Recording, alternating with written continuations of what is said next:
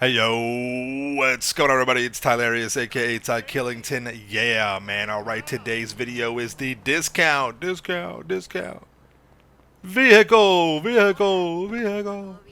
Pick of the week. Yeah, man. Alright, so yes, every week I take the discount vehicles and I pick a few for, honorable, notable mentions. And then I select one that I think you guys should go out on the limb and purchase. It's not about performance, not about price, just what I think is cool, maybe something that's opportunistic for the week to pick up, and just a fun vehicle I think everybody would enjoy. Alright, like I said, it doesn't have to be the best, it's just something I think is fun.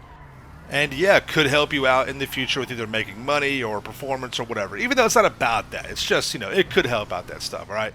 So before we get started, you guys know what to do. If you have not already, make sure you are subscribed. Turn on notifications, ring that bell so you don't miss out on any future content. And definitely, if you enjoy the video, drop a like, alright? As you see, we're starting out with a honorable mention, a notable mention. And that's going to be the weaponized Tampa. Now listen, I have a love-hate relationship with the weaponized Tampa. I really do. I wanted this vehicle to be so much more than what it was. Yes, it has a ton of offensive capabilities. You've got missiles that shoot out of the front of the car. You've got a dual-mounted minigun that shreds. You've got proximity mines that you can drop out for chasing vehicles. You've got a mortar system that you can launch little mortar rockets out of from people chasing you, right? That's all awesome. However, none of it matters at all if you cannot defend against enemy attackers. And the Tampa just does not have any defensive capabilities. I mean, one sticky bomb, one RPG, one homing rocket, one rocket from a Mark II, and you're done. So, unfortunately, it's just a honorable mention. Well, I think you're going to have a ton of fun with this, and that's why it is a honorable mention, because I think you do and you would have a lot of fun because it is, you just blow stuff up and it's pretty good against NPCs. If you decide you want to go toe to toe with, some PvP play in a lobby, you're not going to last long. It's the only downside, right? Now, it's a little expensive as well. You got to throw some money out there, but you got some customization to go with it. I just wish you had more defensive capabilities. Still a notable mention, all right? As you see right here, when you got it souped up, I almost blew myself up right there. Instantly right there, my car is already smoking, and you'll see here in just a minute. But I'm shooting the rockets out there. I'm showing you the mortars. And the mortars work best when you're actually driving. If you're just parked and you shoot a mortar, it only goes like 5 feet, so maybe 10 feet at most. So yeah, it doesn't really, you can blow yourself up, so you have to be careful, especially if you're going backwards. The miniguns are just devastating. They just melt vehicles. They're kind of hard to aim, but still, you could definitely melt with these things. Yeah, I mean, it is a lot of fun just to hang out with and just blow stuff up, But as you can see, my vehicle, the Tampa, it's already smoking. You can see the hood's popped up a little bit from that one little accidental rocket that I fired. So you have to be careful with it, You can blow yourself up pretty quick. And you don't have, that much protection from small arms fire either. But again, the rockets are a lot of fun. You see right there, I blow up that van, I get too close to it, and on the second blow up from the gas tank, Tampa's done. So that's kind of a bummer, but it is still a lot of fun.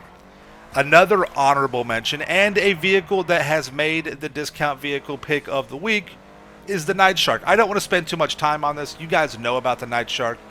If you don't, you need to have this vehicle. It's one of the best defensive vehicles in the game, where it doesn't have a lot of small arms protection.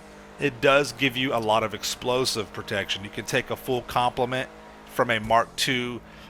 You can take all their rockets and then some. It takes, I want to say, 27, 28 rockets before it blows up. I've got several videos with the testing if you want to see more in-depth, detail and stats on the actual Night Shark. But yeah, it takes a lot of RPGs. It takes a lot of stickies to blow it up. It's very good defensively, so definitely an honorable mention. However, the discount vehicle pick of the week. No, it's not the money truck like I was joking around with. Yes, it is the MOC. I've been getting a lot of questions. People are like, Ty, is the MOC worth it? Do I have to have it? And I'm going to answer honestly. No, you don't have to have it. However, as a discount vehicle, it's 40% off this week. It is still a badass vehicle. It is still usable, right? but there are a couple of things that make the MOCs stand out, and maybe that you do want to purchase it. All right, now, yeah, you need to have a bunker to store it. That is true, but you should already have a bunker. You need to have a bunker no matter what. That's very, very important, right? The big thing with the MOC is that, yes, it's just a badass vehicle. It looks like Optimus Prime. You can have the paint and you can respray it to where it looks like Optimus Prime, and that is epic. Now you have to get the separate, there's a different cab. You have the hauler, or you can choose to pick up the Phantom Custom. Either one is going to be good. The one that I'm using right now, this is the faster of the two, so keep that in mind. But the defensive capabilities are going to be the same. Like I said, that's going to be the real ticket with this guy. The MOC, not only is the trailer pretty good against explosive rounds or rockets or whatever, but the cab by itself, if you detach the trailer and you drive around just the actual cab, it's ridiculous in defensive capabilities. Before we get any further with that, though, let's take a look inside the trailer. The trailer, you can customize it, and you got discounts on the whole entire thing all this week. So you have a Mark II weapon workshop right here. You can rearrange your weapon wheel, where you just saw me stand over there with the vest and the other guns. You can launch the MOC missions, which are double money this week. You have a wardrobe area right there. So you get some pretty cool stuff. You get some bang for buck. You can operate the weapon turrets, which are okay, not the greatest, but they're okay. So you get some cool stuff with it. It's a pretty cool little vehicle to tool around in. Again, if it wasn't on discount, what if people ask, Ty, is it worth it? I have to be honest. No, it's not. You don't have to have it. It's not the best way to make money, but it is a really cool vehicle to have, and I think you would have a lot of fun with it. And again, these are the double money missions right now, and plus you can get some discounts for other vehicles as well when you do these missions. Now, the cool thing about, like I said, the defensive capabilities are really where the MOC shines. Now, like I said, you have to detach the trailer to get the full effect, though. Once you detach the trailer, you just hold down on the right arrow key or whatever. It drops the trailer, which you can still use it. You can still go back and get inside the vehicle or whatever. And you use the actual weapon workshop to modify vehicles like the Night Shark or the weaponized Tampa, which you saw me do earlier.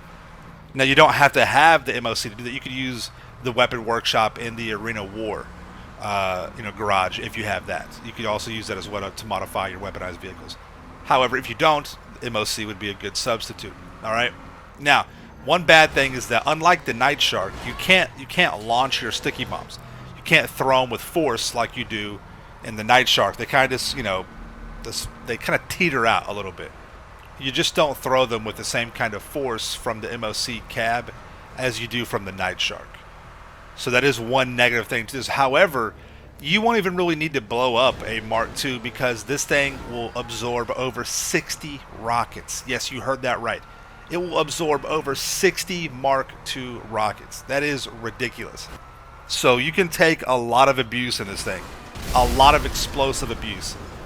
It's just really fun to kind of, mess with people on Mark IIs and stuff like that when they're trying to blow. They see a slow semi-cab trailer. They're like, oh, I'm going to go blow this guy up. And they have to reload their Mark II, 2-3 times just to be able to accomplish it. And by then, you're gone. You know what I mean?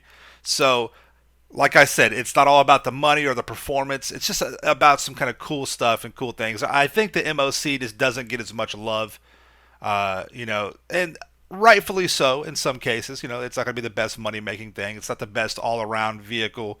But in terms of defensive capabilities and just a cool factor, I think it's worth it. I do, especially when it has a 40% discount like it does this week. All right, so there you guys have it. That is my discount vehicle pick of the week. I hope you guys enjoyed it. Let me know what you think in the comments down below. Thank you all so much for coming out. Make sure you subscribe to my channel for the illest and realest content in the game. Smash that like button. See you guys in the next one, right? Peace out. Yeah.